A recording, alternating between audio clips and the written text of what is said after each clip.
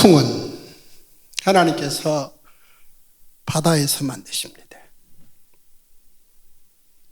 큰 산을 송두리째 집어 삼켜버릴 것 같은 그 거대한 바람도 산에서 만드는 게 아니옵시다. 그 큰 나무가 뿌리채 뽑혀버리는 그 거대한 바람은 사실은 하나님께서 평평한 바다에서 만드신다는 거죠. 그런데 그 폭풍이 만들어지는 그 폭풍의 한가운데를 뚫고 하나님은 뭐 하시는가? 폭풍 전도를 하신다는 거죠.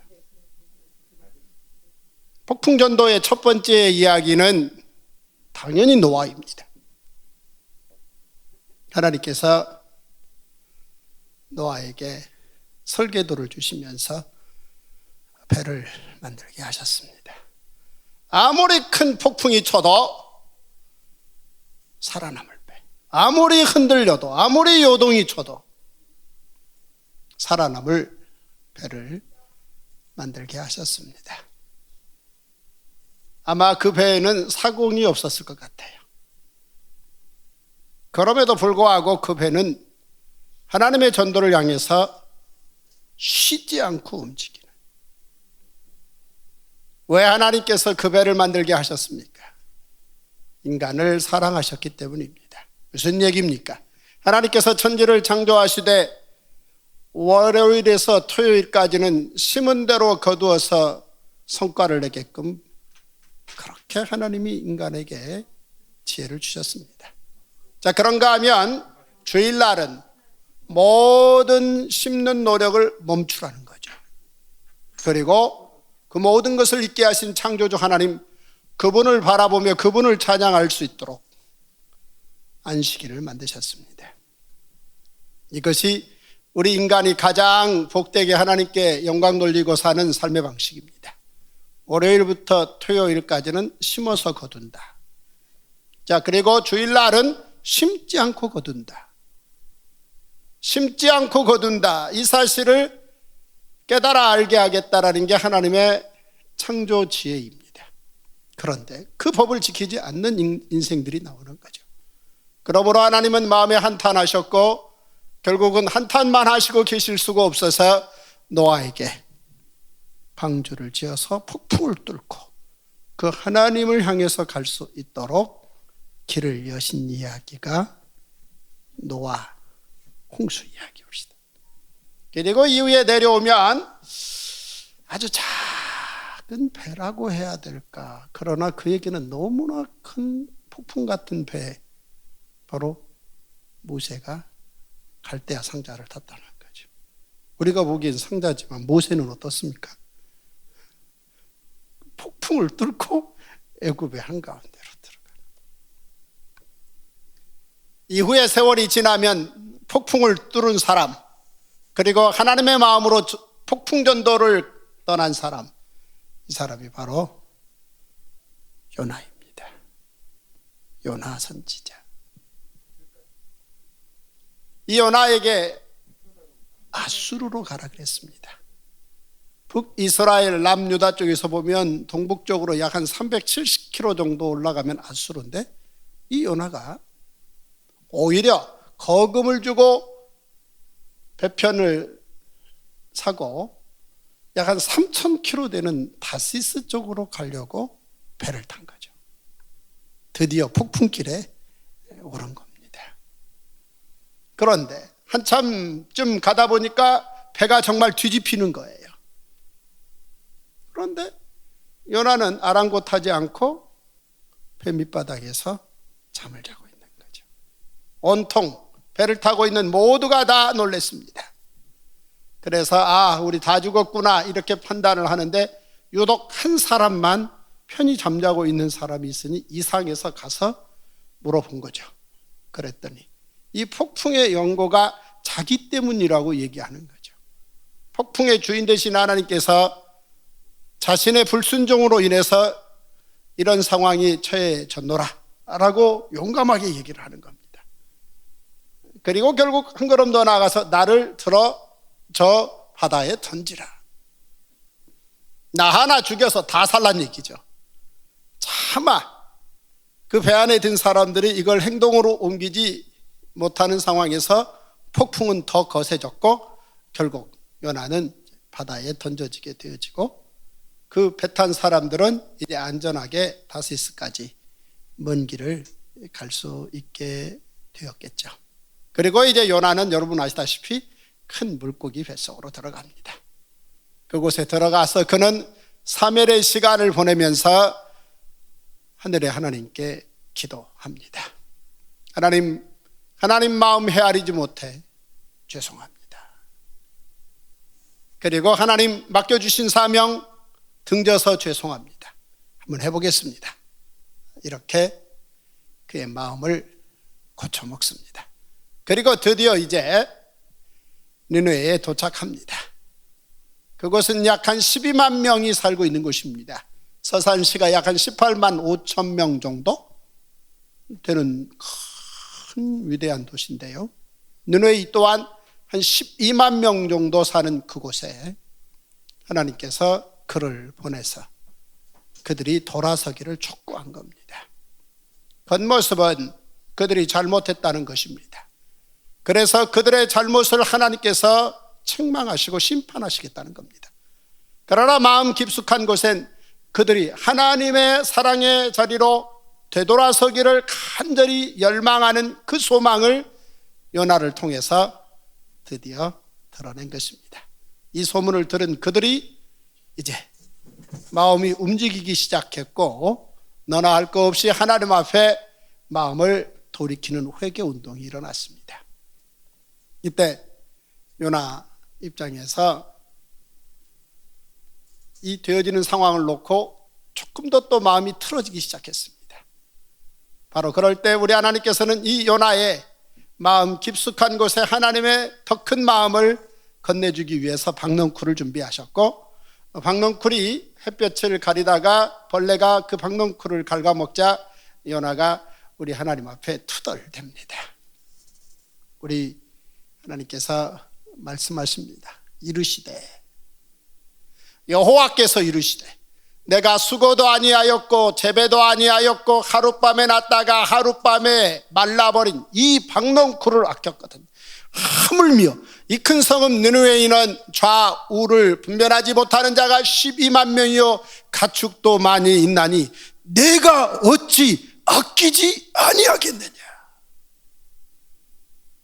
이 놀라운 마음을 요나는 고스란히 담았다라는 이야기. 그래서 더 자기 민족들을 더 하나님 앞에 세우기 위해서 더 열심히 폭풍 같은 전도 인생을 그는 살았다라는 얘기올시다. 할렐루야.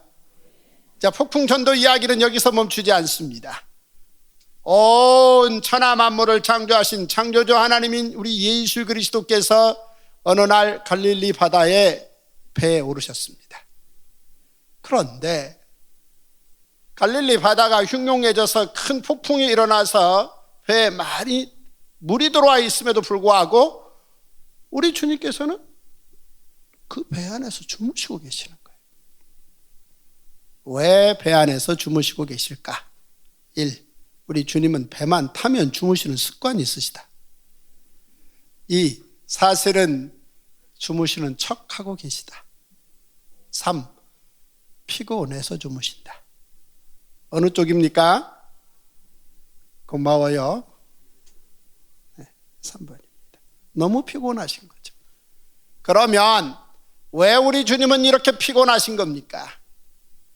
우리 주님은 하루하루를 폭풍 전도를 하고 계셔서 그렇게 피곤하신 겁니다. 우리 주님의 전도의 방법은 크게 5가지입니다. 첫째, 우리 주님은 만나면 먹이시는 거예요. 배고픈 자들에게 먹이시고 또 먹이시고, 그것이 보리떡이든 생선이든 지속적으로 먹이시고 또 먹이시는 거죠. 그 다음 고쳐주시는 거예요. 어느 아픈 분이라 할지라도 고치고 또 고치시고, 고치시는 방법도 여러 가지입니다만은 경우에 따라서는 하룻밤에 일일이 아픈 환자들의 환부를 만지시면서 밤새워 고치시는, 그리고 세 번째 가르치시는 겁니다. 농부들에게는 씨 뿌리는 자의 비유로, 장사하는 자에게는 달란트 비유로, 주부들에게는 누룩 비유로 제사장 나라에 기반을 둔 하나님의 나라가 무엇인지 그들에게 정말 나라를 가르치는 겁니다. 여러분, 개인은 특별히 공부하지 않아도 살다 보면 개인에 대해서 어느 정도 알아가게 돼 있고, 가정도 살다 보면 이게 가정이구나 라고 깨달아가는데, 나라는 공부하지 않으면 공부하는 몇몇 것들의 것이 되어버리고 맙니다. 따라서 나라는 공부해야 됩니다. 그래서 우리 죄송해요, 제가 따라서 그랬어요. 따라서 하시라고 하는 게 아니라, 우리 예수님께서 지들 멋대로 가지고 있는 아수르라는 나라, 바벨론, 페르시아, 헬라, 그리고 그 당시 예수님 당시에는 로마 민족이 지들 멋대로 제국을 가지고 있는 그런 제국의 한복판에서 제국이 얼마나 시시하며 모세 때 세워진 제사장 나라, 1500년 동안 그 꿈꾸는 제사장 나라를 기반으로 이제 우리 하나님께서 이루실 예수 그리스도의 십자가를 통해서 이루실 하나님 나라가 어떠한지를 모든 농부들에게, 어부들에게, 주부들에게 다 어느 누구도 소외시키지 아니하고 나라가 무엇인지 가르치시는 일에 힘쓰고 애쓰시는 폭풍전도를 하신 겁니다. 거기서 멈추지 않습니다. 우리 주님은 먹이시고 고치시고 가르치시고 더 나아가서 지속적으로 용서하시는 거예요. 용서하시고 또 용서하시고 그리고 기도하시고, 이 5가지를 하나님의 형상을 닮은 사람들을 대상으로 온 정성을 다해서 지극정성으로 최선을 다하시느라 지쳐버리신 거죠. 자, 그런 어느 날 우리 주님께서 제자들에게 배를 띄우라 부탁했고, 그 배에 오르셔서 거라사 지방으로 가는 도중에 큰 폭풍이 일어났고, 베드로, 요한, 안드레, 야고보 이 4사람의 전직 어부들이 이 상황을 어떻게 안정적으로 이끌려 해도 그리할 수 없는 상황에 처해졌다는 거죠. 그래서 이제 달려가서 우리 주님을 깨우는, 그러자 우리 주님이 일어나서 상황 파악하시고 바람아 잠잠하라 라고 말씀하시니까 바람이 뚝 그치는 겁니다. 그때 얼마나 예수님의 제자들이 놀랐는지요. 아니, 이럴 수가. 그런데 정말 더 놀라운 일이 곧 다가옵니다. 그 피곤을 뚫고 그 풍랑을 뚫고 13명이 도착한 곳이 거라사 지방인데, 그곳에 자신이 사람이라는 사실을 잃어버리고 살아가는 광인 한 사람이 쇠고랑에 묶여있는 상태인데, 그 사람을 찾아서 13명이 그 피곤을 틈타 그 항해길에 오르신 거였습니다. 할렐루야. 결국 우리 주님께서 그 거라사 광인을 붙들고 있는 귀신에게 나가라 말했습니다. 알고 봤더니 그 귀신은 군대였습니다. 그래, 그 군대 귀신이 나가서 돼지 떼에 들어와서 돼지 2000마리가 몰살당하는, 그리고 이제 우리 주님은 그 거라사 광인을 온전한 사람의 자리로 돌려놓는, 일컬어 꺼져가는 등불, 상한 갈대 같은 존재입니다. 꺼져가는 등불이란 무슨 얘기입니까? 불이 있는데 없음으로 가는. 상한 갈대란 무슨 얘기입니까? 자, 존재에서 없음으로 가는 바로 그 순간입니다. 그 순간 가족도 사회도 모두 다 놓아버린 바로 그 거라사 광인을, 그 피고를 틈타서 13명이 찾아가서 돼지 2000마리 그 값을 치르고 온전한 자리에 세워놓는 바로 이 폭풍 전도의 자리로 우리 예수님이 찾아가셨던 겁니다. 저는 성경을 읽을 때마다 이 예수님이 참 좋습니다. 할렐루야.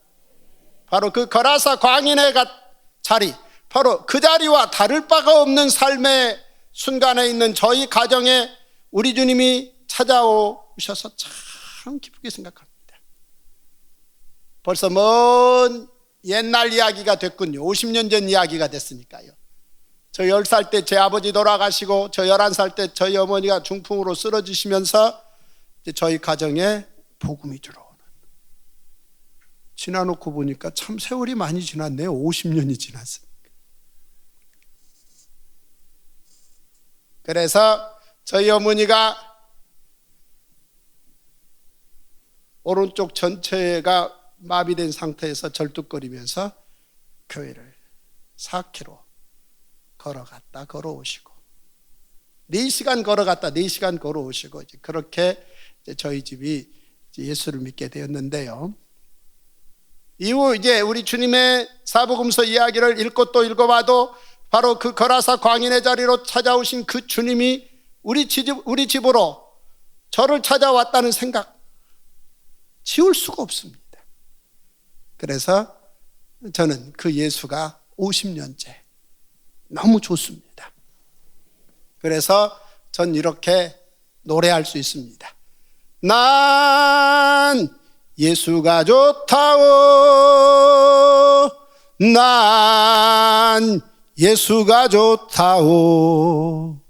주를 사랑한다던 베드로 고백처럼 난 예수를 사랑한다오. 초등학교 때 부르던 노래, 중고등학교 때 부르던 노래 기억이 생생합니다. 하지만 힘쓰고 애써서 기억 더듬어가면서 그런 노래 부르는데 시간 쓰고 싶지 않습니다. 그러나 밤이든 낮이든 머릿속에 기억이라는 게 되돌아오면 늘 딱 이 하나의 노래를 부르고 싶어요. 난 예수가 좋다. 난 예수가 좋다오. 난 예수가 좋다오. 주를 사랑한다던 베드로 고백처럼 난 예수를 사랑한다오. 그래서 오늘 아침에도 마태복음 거의 다 읽었습니다.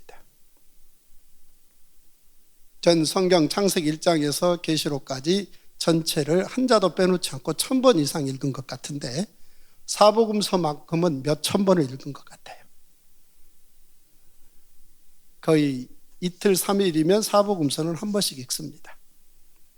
결국 결론은 난 예수를 사랑한다. 그 고백입니다.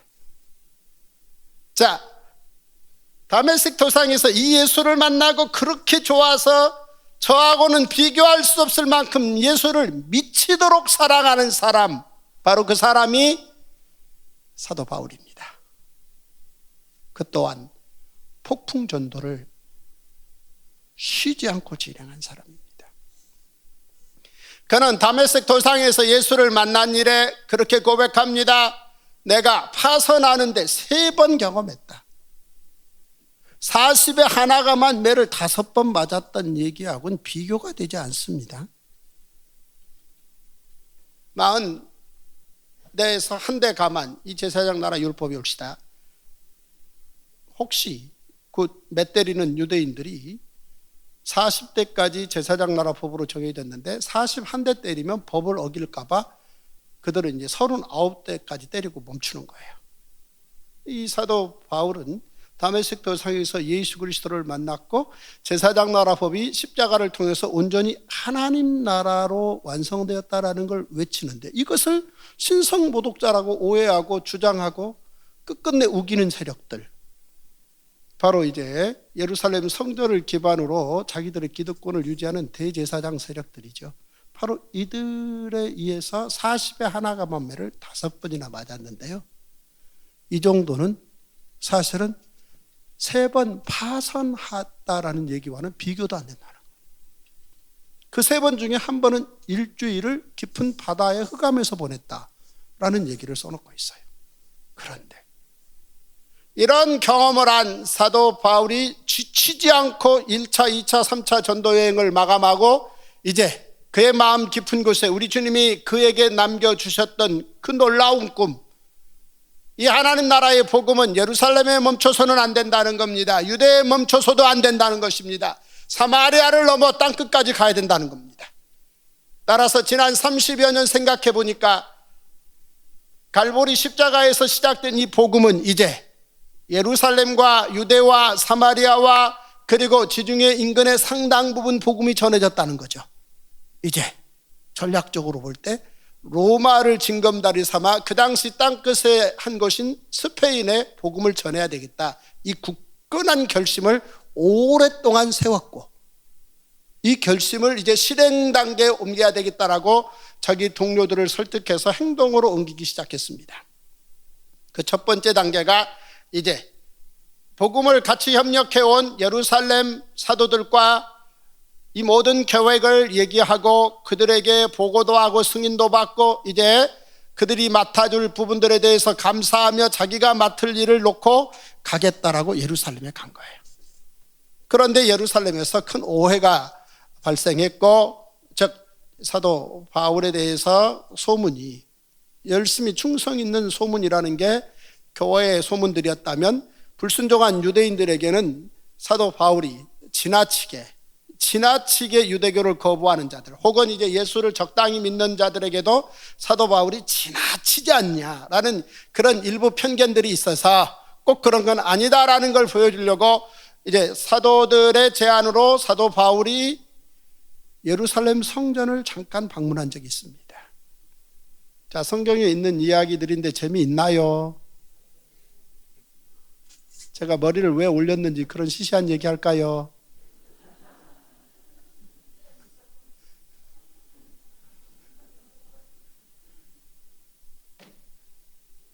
전 성경에 있는 이야기가 1000번, 10,000번 재밌습니다.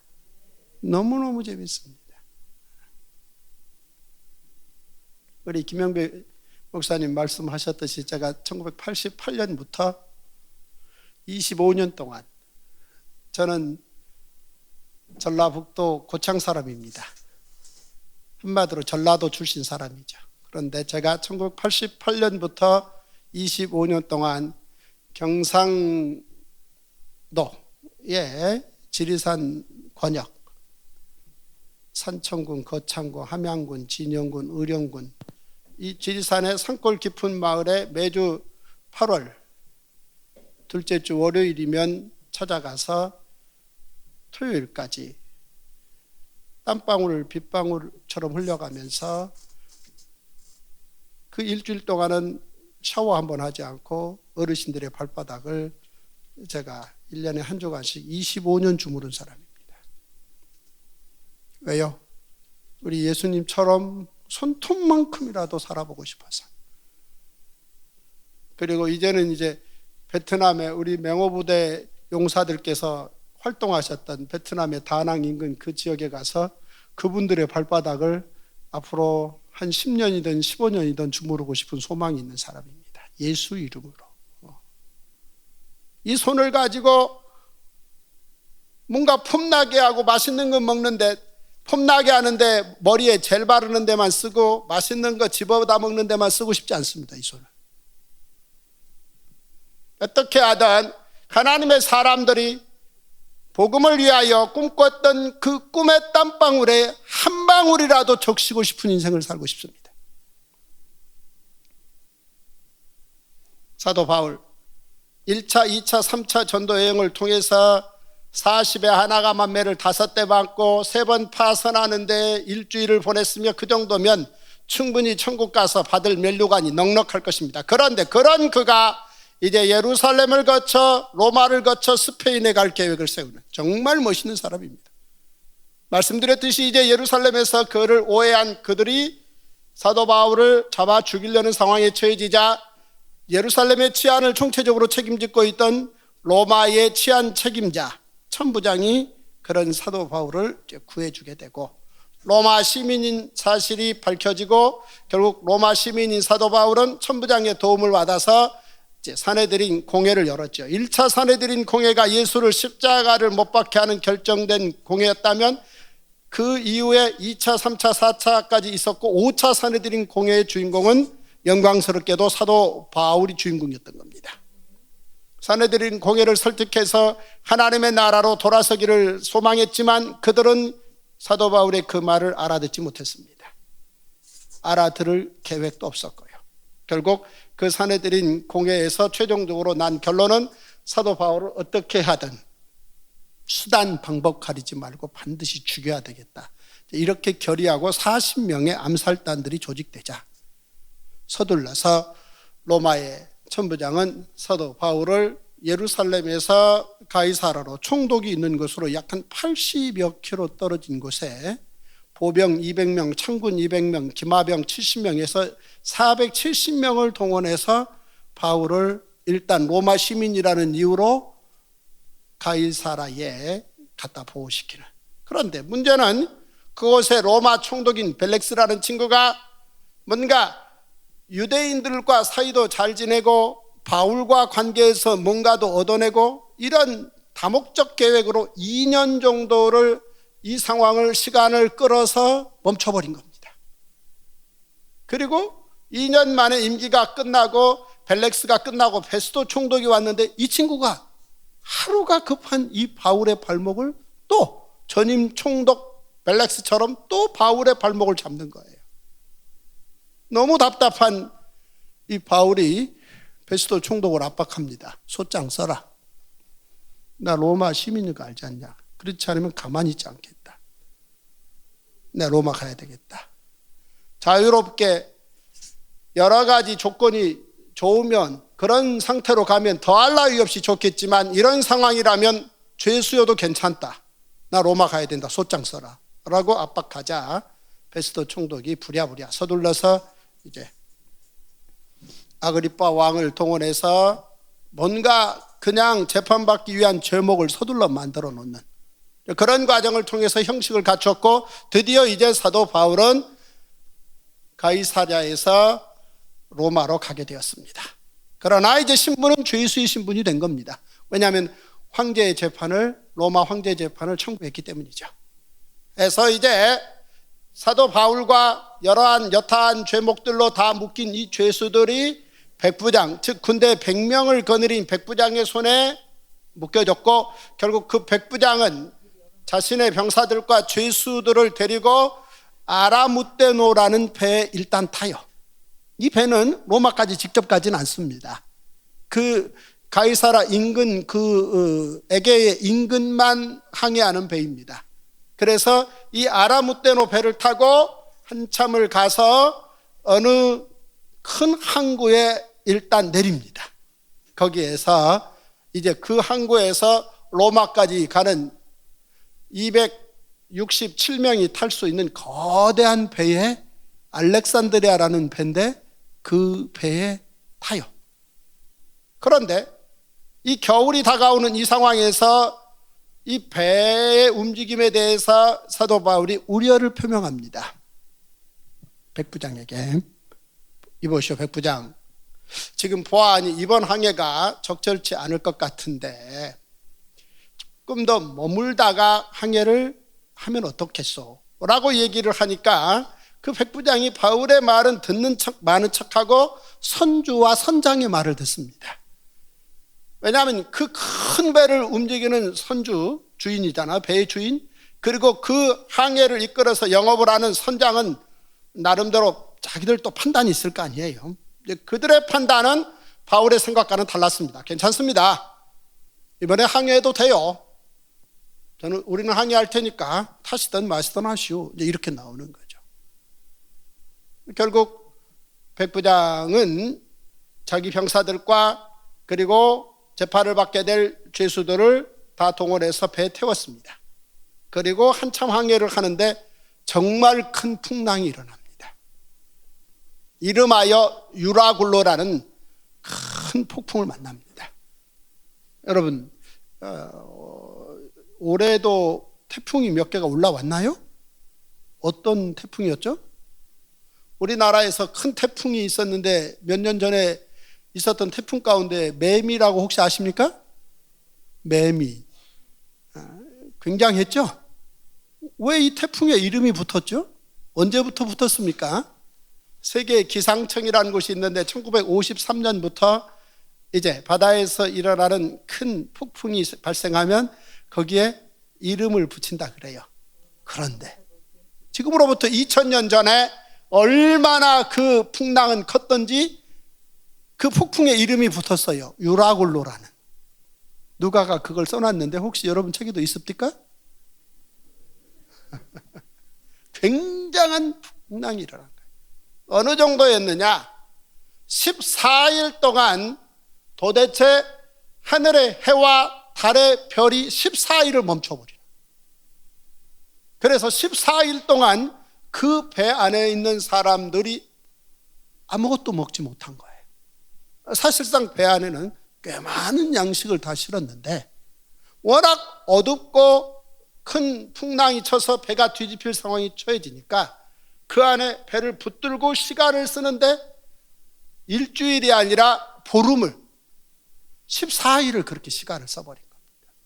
그러니 그곳에 있는 모든 사람들이 다 죽었다라고 생각하는 거죠. 276명이.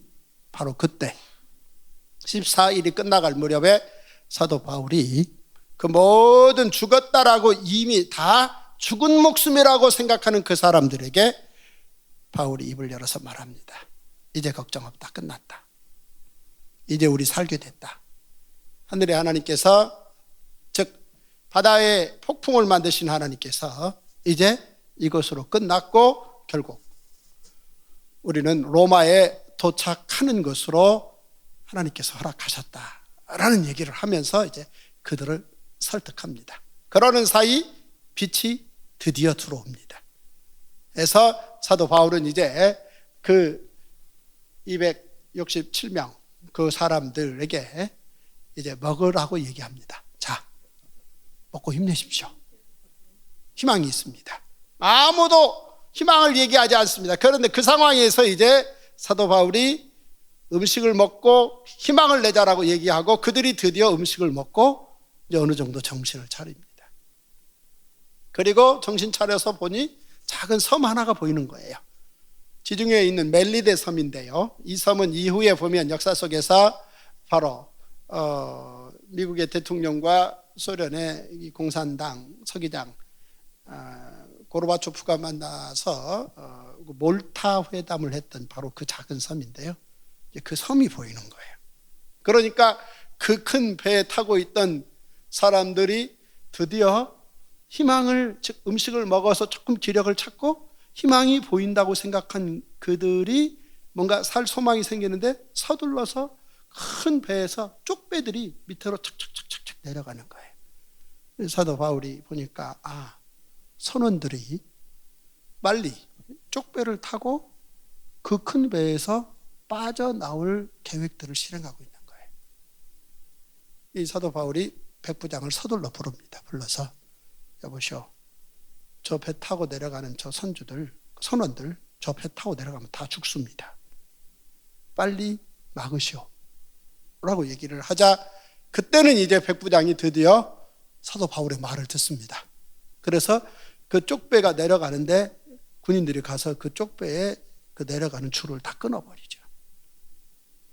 사실 그 배가 무너질 것 같으면, 만약 정말 배가 무너질 것 같으면 그 배 탄 선주와 선장과 선원들은 뭐부터 해야죠? 그 배의 사람들부터 쪽배에 태워서 내려야죠. 그런데 그 배가 무너질 것 같으니까 저희들이 먼저 타고 조용히 내리겠다고 하는, 헐 해주세요. 헐. 배에 선주나 선장이나 선원들은 그리하면 안 됩니다. 나라의 공직자들이 그리하면 안 됩니다. 하나님 나라의 공직자들인 목사들이 그리하면 안 됩니다. 교회의 재직들이 그리하면 안 됩니다. 그건 말이 되지 않습니다. 그런데 쪽배를 내리고 있는. 다행히 이번엔 이 백부장이 선주나 선장의 말을 듣는 게 아니라 지난 14일의 경험을 통해서 바울의 말을 들어주는 거예요.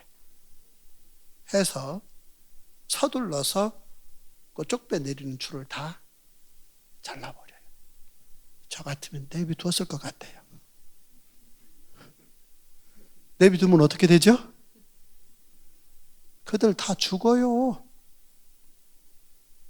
사도 바울은 그 가운데서도 그들을 살리겠다고 헐 와우 해주세요. 그런 얘기에 아무 관심도 없고 놀라지 않는 여러분들이 참 놀라워요. 그래서 그들을 다 살립니다. 그들을 살려서 결국은 이제 거기에 머물게 하는데, 다행히 이제 돛을 내려보니까 배가 안전하게 자리를 잡는 거예요. 저 상황이 이렇게 되니까 이제는 백부장의 부하들이 백부장에게 요구하는 겁니다. 자, 이 큰 쪽배도 다 없애버렸죠. 이제 헤엄쳐서 저 섬으로 나가야 되는데, 이런 과정에서 죄수들이 혹시 기회다 싶어서 탈출하게 되면 호송의 책임을 맡은 자기들에게 책임이 돌아올 것 같잖아요. 그러니까 그 죄수들을 이 배 안에서 또 죽이자는 겁니다. 끝도 밑도 없습니다. 그런데 이때 이제 백부장이 올바른 판단을 하죠. 그런 불상사가 발생할 수도 있지만 그런 과정에 사도 바울이 죽을 수도 있잖아요. 그래서 그러지 말자. 그냥 일단 헤엄쳐서 가게 하고, 헤엄칠 사람은 헤엄쳐서 섬으로 가게 하고, 그리고 혹시 조각이라도 있으면 헤엄 못 치는 사람은 그걸 타고 어떻게 하든 물길을 거쳐서 멜리데 섬에 다 모으도록 하자 해서 결국 모든 힘은 이제 그 백부장이 가지게 된 거죠. 선주나 선장이 아니라. 그래서 그곳에 타고 있던 267명 모두가 다 멜리데 섬, 즉 몰타 섬에 다 도착합니다. 그곳에서 석 달이라는 시간을 보내면서 이제 풍랑, 유라굴로라는 그 거대한 풍랑이 지나가고, 그리고 이제 그곳에서 배 수리도 하고 해서 결국은 이제 석 달 만에 그 배를 타고 로마에 도착한다는 얘기입니다. 할렐루야. 그래서 로마에 도착한 사도 바울은 이제 그곳에서 바로 로마 황제의 재판을 받기 위해서 로마 쪽과 합의가 된 이 연금 상태의 어느 한 지역에 가서 이제 머물게 됩니다. 그곳에서 머물면서 이제 수많은 사람들을 만나게 되는데, 그 가운데 한 사람, 만나는 사람만 소개하고 끝내겠는데요, 그 한 사람이 오네시모라는 친구예요. 누구라고요? 오네시모. 이 친구는 태어나 보니까 종입니다. 그런데 이 친구가 종살이 그만하고 싶은 거예요. 그래서 엄연히 로마 제국법이 살아 숨쉬는 그 제도하에서 자기가 종인데도 그 로마 제국법을 발로 차고 도망 나와서 로마까지 도망 나온 거고, 어찌하다 보니까 연금 상태에 머물러 있는 사도 바울을 만나게 된 겁니다. 그런데 이제 사도 바울이 그 오네시모에게 무슨 말을 건네는 거니? 예수의 하나님 나라를 말해주는 거예요. 근데 이 친구가 그 얘기를 듣다가 눈이 초롱초롱해지더니 이 친구가 그 예수 나도 믿겠다고 고백을 하고, 그래서 이제 드디어 오네시모는 예수를 믿는 바울과 함께 예수를 믿는 형제가 된 거예요. 이 이야기가 조금 깊어지다 보니까 월드 이즈 스몰, 세상이 참 좁다고, 이 친구가 도망 나왔는데 그 도망 나온 집의 주인이 누군가 봤더니 빌레몬이라고 바울이 복음을 전해서 예수를 믿게 된 사람이에요. 그래서 헐. 여러분, 세상 좁은 거 알아야 세상 넓게 사는 거 아시죠? 인생 짧은 줄 알아야 인생 길게 사는 것도 알고 계시죠? 네. 세상이 그렇게 좁은 거예요. 이 바울이 고민하다가 안 되겠다. 이제 오네시모와 이 빌레몬 사이를 정리를 해야 되겠다. 즉 이 두 사이는 제국이 껴 있잖아요. 로마 제국이.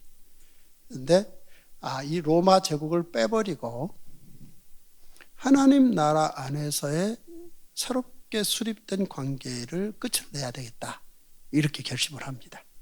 그리고 이제 한 장짜리 편지를 써요. 이게 빌레몬서인 거 아시죠? 여러분 성경책에도 있나요? 한 페이지인데 책이 한 권인 이 빌레몬서를 책을 써요. 그래서 두기고라는 이 사도 바울이 네트워크를 잘 만들었어요. 우리 서산 지역이 우리 한국교회와 세계교회에서 보면 가장 네트워크가 좋은 그런 놀라운 도시 같아요. 굉장하신 지역에 사신 거예요, 여러분들이. 할렐루야. 정말 멋있어요, 서산.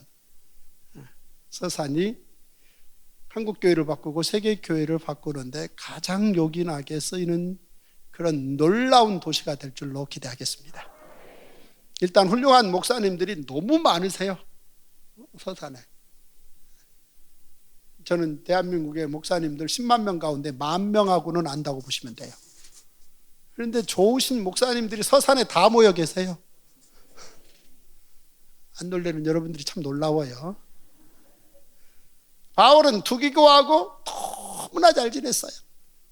이 두기고, 그는 바울이 써준 글을 가지고 가서 이 글에 오해가 없도록 글을 받는 사람들을 잘 도와주는, 그리고 그들의 반응이 어떠했는가를 잘 보고 관찰해서 바울에게 와서 오해 없이 그 이야기를 바울이 잘 이해할 수 있도록 잘 돕는, 말만 옮기면 문제를 일으키는 엉뚱한 사람들도 있잖아요. 근데 바울은 이 오네시모에게 말을 건네면 결코 오해가 생기지 않는, 오네시모를 통해서 듣게 되면 정확하게 그 지역을 이해하게 되는, 두기고. 제가 오네시모라 그랬는데 아무 관심이 없나요? 그 두기고라는 사람이 바로 그런 사람이었다는 겁니다. 따라서 두기고에게 빌레몬에게 보내는 편지 한 장을 건네면서 오네시모를 다시 그 먼 곳으로 돌려보낸 거예요. 이 빌레몬 입장에서 바울이 보낸 두기고가 왔다니 얼마나 반가워요. 왜냐하면 너무나 잘 아는 사람이거든요. 바울의 계획이나 여러 가지 상황에 대해서도 되게 궁금하기도 하고, 이 빌레몬이 너무 두기고 왔다는 얘기에 너무 즐겁게 뛰어나가서 문을 딱 열었는데, 문을 딱 열고 두기고를 보자마자 빌레몬이 주저앉아 버립니다. 왜요? 누구를 봐버린 거예요? 오네시모를 봐버린 거예요. 아니 왜 오네시모를 보고 주저앉아 버렸는지 안 놀라시는 거죠? 이때 아마 빌레몬이 부르고 싶은 노래가 이 노래였을 거예요. 그대 앞에만 서면 왜 나는 작아지나요? 두기고가 바울의 편지를 빌레몬에게 건네고, 그 편지의 내용인 즉슨 바울이 두기고에게, 빌레몬에게, 빌레몬, 너희 집에서 로마 제국법에 의해서 종살이 노릇하던 종이 도망 나갔는데 걔가 오네시모라는 거 내가 알게 됐어. 그래서 예수를 전했더니 믿겠다 그러더라고. 네가 용서하면 돌아가겠대. 용서해 줄래? 제국 뽑아버리고 우리 하나님 나라로 가면 안 될까? 뭐 그런 편지니까. 혹시 그가 도망 나가면서 너희 이 집에서 뭔가 이렇게 좀 배싹을 마련하기 위해서 비용을 훔쳐간 것 같은데 그 비용은 내가 충당할게. 어때? 내 제안 좀 받아줄래? 뭐 그런 편지니까. 그 편지를, 바울의 편지를 두기고를 통해서 받고 빌레몬이 뭐 생각 좀 해보고 괜찮겠다 라는 사인을 받고, 그 다음에 오네시모가 두기고에게 가도 늦지 않죠? 네, 해주세요. 왜냐하면 그 당시 엄연히 로마 제국의 법이 통하고 있었습니다. 로마 제국의 법이 현실적으로 살아있지 않는 한 종과 주인의 관계는 있을 수 없는 겁니다. 나라법이 없으면 종과 주인은 없는 거예요. 따라서 로마 제국의 법으로 빌레몬은 주인, 오네시모는 종, 이렇게 정해놓은 거예요. 그런데 그 법에 따르면 도망 나간 종은 주인이 잡아다가 재판 없이 즉결 처형해서 죽여버리는 게 로마 제국의 법입니다. 자, 이 법이 살아있는 법이라는 게 그 당시 우리 로마 제국에서 유명한 스파르타쿠스 난이라는 그 유명한 난이 그 로마 제국법입니다. 검투사 출신의 이 스파르타쿠스가 도망 나가서 어느 농장의 노예들을 다 불러 모아서 노예들만 10만 명을 모아버려요. 이 로마 입장에서는 노예 제도를 유지하려면 저들을 반드시 극단에 처형을 해야 된다라고 생각을 하고 아주 갖은 노력을 다해서 그 10만 명을 무너뜨렸습니다. 무너뜨리고 거의 죽이고 몇 명 살아 도망가고 6천 명을 사로잡았어요. 그 사로잡은 6천 명을 데려다가 로마에 가면 1번 국도가 있는데 많은 사람들이 가장 많이 즐겨 사용하는 1번 국도에 양쪽에 1m 간격으로 십자가를 3,000개를 박아서 6천 명을 한순간에 십자가에 못 박아 죽여버린 거예요. 도망 나간 종들을. 왜냐하면 결코 로마 제국은 노예 제도를 포기하지 않겠다. 그들이 소리 질렀던 겁니다. 6천 명이 십자가에 못 박히면서. 따라서 로마 제국이 살아있는 한 로마 제국의 종들은 결코 주인으로부터 도망가면 안 되는 거예요. 자, 이런 법이 살아있는 바로 그 현실 속에서. 그 다음 이 오네시모가 빌레몬으로부터 도망 나오기 바로 1, 2년 전에 또 어떤 사건이 있었더니 이 세쿤두스라는 로마의 굉장히 높은 장관의 이 직위에 있는 이 주인이 있는데 이 사람이 자기 집 노예에게 암살당해버린 거예요. 근데 로마 법에는 노예가 주인을 암살하면 그 집 노예들은 다 죽입니다. 문제는 그 집의 노예들이 어린아이 포함해서 400명이라는 거예요. 따라서 이제 400명의 노예는 다 죽게 된 거예요. 그런데 이 이슈가 커지다 보니까 내용이 소문이 났고 세쿤두스라는 이 친구가 주인이긴 했는데 너무 악랄했다는 거예요.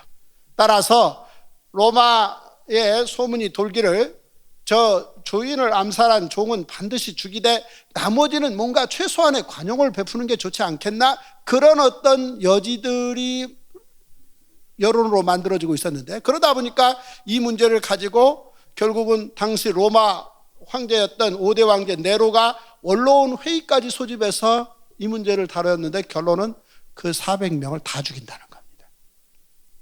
어떻게 죽이느냐? 도망 나간 노예나 혹은 주인을 죽인 집 노예들은요, 죽이는 형식도 비참합니다.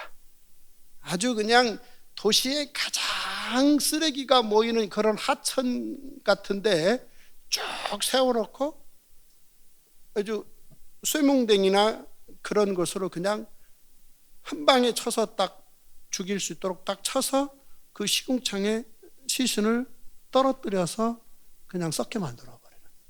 그게 로마 제국의 법입니다.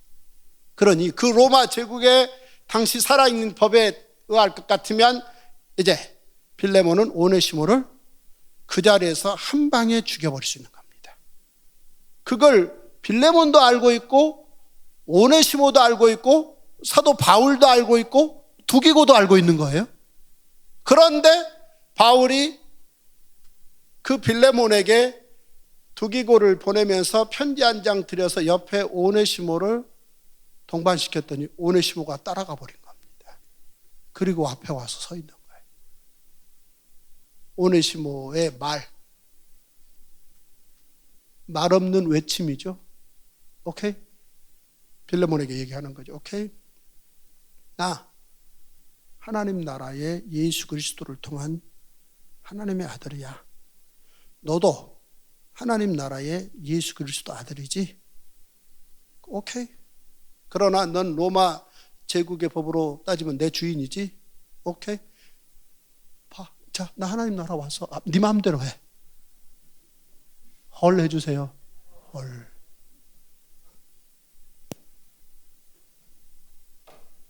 네 마음대로 해. 나 여기 죽어도 원한 없어. 난 하나님 나라에 예수 그리스도의 십자가로 복음으로 하나님의 아들 된 사람이야. 이렇게 딱 서서 바라보는 거야. 할렐루야. 와우. 빌레몬이 보고 주저앉아 버렸다는 거. 그리고 다시 힘을 내서 벌떡 일어나서 오네시모를 확 끌어안으면서 형제여 라고 제국을 벗어 던지고 하나님 나라 복음으로 그들이 섰단 얘기입니다. 이것이 하나님의 나라입니다. 할렐루야. 로마가 그 후 몇 년 후, 고작 3, 4년 후 로마 대화재 사건이 일어나니까 복음 1세대 사도들 200명을 한꺼번에 죽였습니다. 그때 다 죽었습니다. 사도 바울도 죽었습니다. 그런데 그때 오네시모 같은 사람이 살아남은 겁니다. 복음 2세대. 그래서 그때부터 로마 제국의 박해가 250년 동안 진행되는데 눈 하나 깜짝하지 않고 그 로마의 폭풍을 뚫고 313년까지 하나님 나라 복음의 십자가를 세우고 또 세워서 오늘에 이른 겁니다. 이것이 하나님 나라의 복음의 십자가입니다. 우리가 세우는 이 십자가는 그렇게 놀라운 폭풍을 뚫고 세워진 하나님 나라의 십자가입니다. 오늘 또 이 십자가를 세워 가십시다. 성경은 예수 그리스도의 십자가 이야기입니다. 그래서 시간 남잖아요. 성경 읽고 또 읽고, 잠자는 거 미루시고 식사하시는 거 미루시고 성경 읽고 또 읽고, 그 예수 그리스도의 십자가 이야기를 가슴에 담고 노아 때부터 오네시모까지 그 폭풍을 뚫고 하나님의 긍휼을 증거하는 그 놀라운 그 꿈꾸는 전도자의 삶을 우리가 사십시다.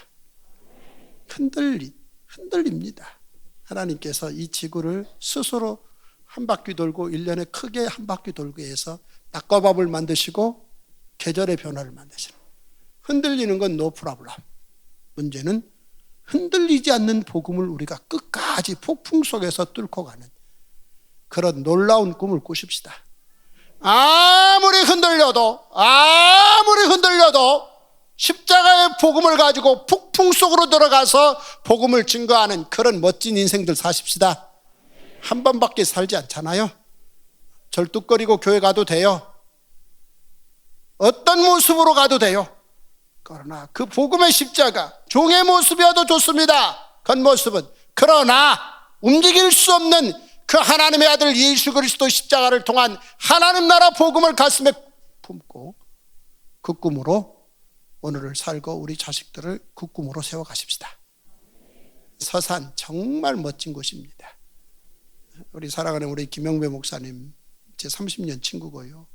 우리 장상철 목사님, 와우, 제가 형님이라고 부르고요. 그거 대단한 겁니다. 그거.